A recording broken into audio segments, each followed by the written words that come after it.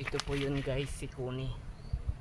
Yung binibili ko nga cuttings na pampataba guys. Ito po yun si Kuni. Kuni Mayor. Ito po yun si Kuni. Grabe. Laki na po ni Kuni Mayor guys. Ang lalaki na po ni Kuni Mayor. Kaya baga natin nga malagyan sila ng abono pang pataba. Yun. Ay, tapos guys.